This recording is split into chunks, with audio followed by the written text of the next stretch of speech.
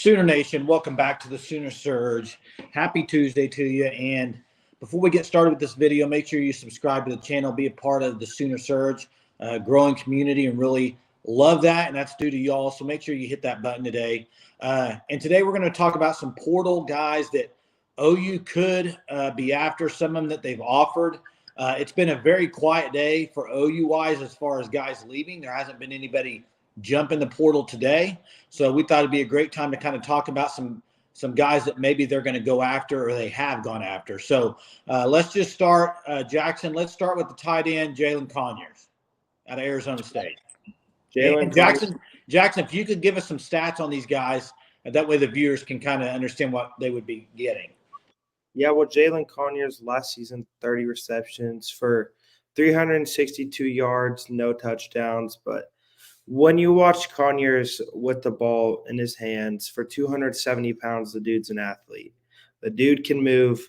He's more of kind of your line up outside, make plays with the ball in his hands, not more of your inline blocking sort of tight end. So I would say that just with Conyers, as I said, it's 270 pounds. The dude can move. He can ball.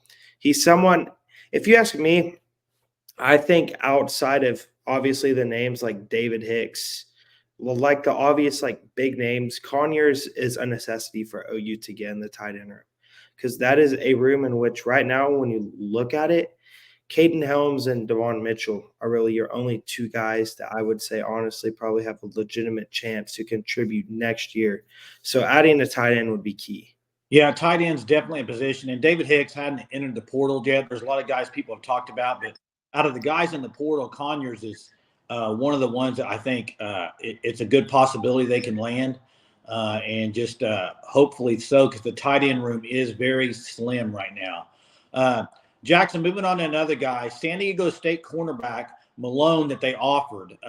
Tell us a little bit about Malone. Well, Dejan Malone, the thing is saying about the dude is he's 6'2". He's a tall corner, tall and physical at 200 pounds, a junior. Last season, he had 34 solo tackles, 1 forced fumble, 1 interception, and 7 pass deflections.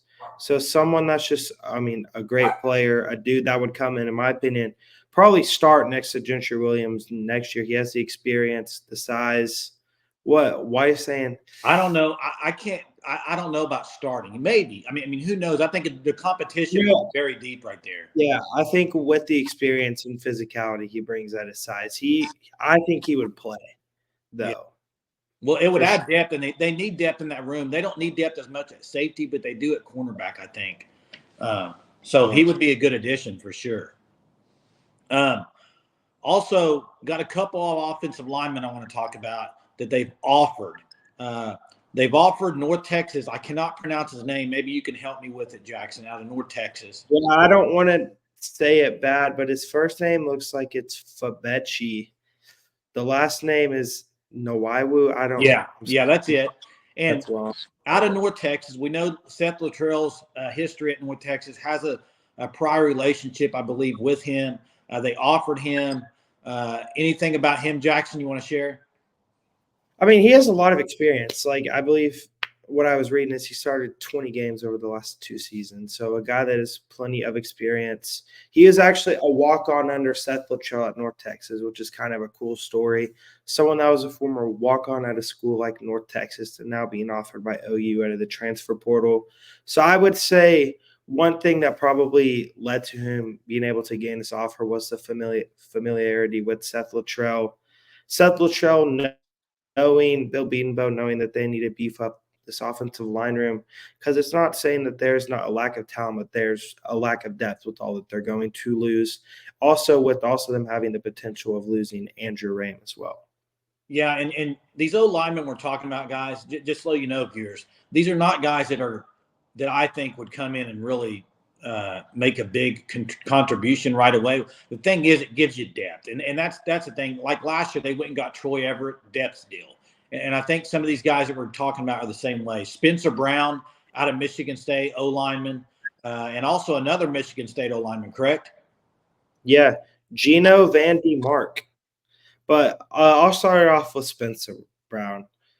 Spencer Brown is someone that I think would come in and play, probably have a legitimate chance to start. I could see it kind of being the route like Walter Rouse. He comes in for his final year, kind of has something to prove. Maybe when he gets to the NFL, have the chance to be coached under Bill Bedenbaugh. And I believe I was reading something. Now, I don't you can take this how you want it. He got suspended for a late hit against Michigan, but if you ask me, I like the nastiness he plays with, but not with the dirtiness. Right? Obviously, you don't want to have a dirty player in your offensive line, but that's also why I was a huge fan of Savion Byrd, was just because you saw the nastiness and the physicality that was there, even though sometimes he maybe makes those boneheaded mistakes that you don't want to make. But he's someone that I think would probably come in and start an offensive tackle from day one, with them losing both Walter Rouse and more than likely Tyler Guyton going to the NFL. And then what about defensive back? We've all heard the name Torian Pride Jr. Obviously, prior relationship with Venables, who recruited him. I know there's a little smoke there, but at the same time, he just entered the portal. We'll see if anything comes of it. He would be a huge addition at cornerback. I mean, if you talk about cornerback, we mentioned Malone earlier, but Pride is, I think, far and away the guy. If you could get, would be huge. For sure. And actually, I believe he entered the transfer portal from the Hayes Fawcett tweet with a no contact tag entry, which must mean that his phone was getting absolutely blown up, which would not be a surprise to me. Which, I mean, obviously there's been no official offer tweeted out from OU there, so we can't say whether or not he's been offered from OU. But obviously the Brent Venables connections there with Clemson, right? You see that, you have that. Obviously, Brent Venables, knowing that this defensive backroom, especially at corner, is going to need to add some experience and some talent with Woody Washington leaving. And I think Toriano Pride has the legit chances based off what I've seen to be an NFL corner. Yeah. I think that he's that good. He's a fairly highly recruited guy as well out of St. Louis. Yeah, and I would assume Woody's going to go pro. I mean, I know he has that extra year, but I would assume he's going to go pro. What you got to wonder about that deal is how much Brent's going to go after Clemson guys, because when he took the job, he said he was kind of going to be hands off that. So it's going to be very interesting to see how that plays out. Another guy we didn't mention, I'm still waiting on. I think he hit the portal already. Was McClellan out of Florida, and that guy obviously that we know Owasso, defensive lineman, he would be a huge addition if you could get him. And we know that obviously you have some ties there being an Oklahoma kid. So he's the one to keep your eye on as well. That's right. Chris McClellan.